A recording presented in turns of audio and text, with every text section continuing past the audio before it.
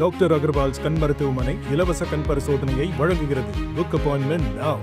விநாயகர் சதுர்த்தியை முன்னிட்டு பிள்ளையார் சிலைகள், தேங்காய், பழம், கரும்பு போன்ற பூஜை பொருட்களை வாங்குவதற்காக கோயம்பேடு காய்கறி சந்தையில் மக்கள் கூட்டம் அலைமோதுகிறது.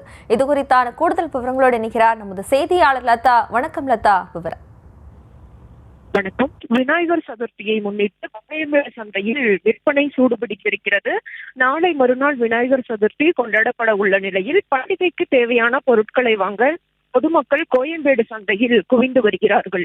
விநாயகர் சிலைகள், தேங்காய், பழம், கரும்பு, சோளம், துளசி இப்படி பல்வேறு பூஜை பொருட்களை வாங்குவதற்காக பொதுமக்கள் ஆர்வம் காட்டி வருவதை நம்மால் பார்க்க முடியுது. மேலும் விநாயகர் சதுர்த்தியை முன்னிட்டு பூ மார்க்கெட்டிலும் கூட மக்களினுடைய கூட்டம் அலைமோதுகிறது.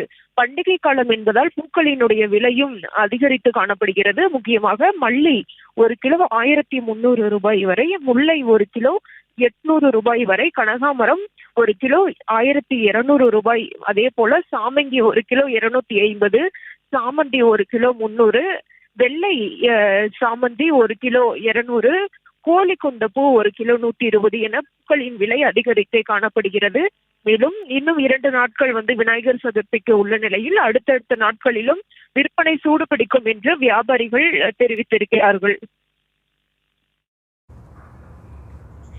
விவரங்களுக்கு நன்றி லதா. டாக்டர் அகர்வால்ஸ் கண் மருத்துவமனை இலவச கண் பரிசோதனையை வழங்குகிறது. Book appointment now.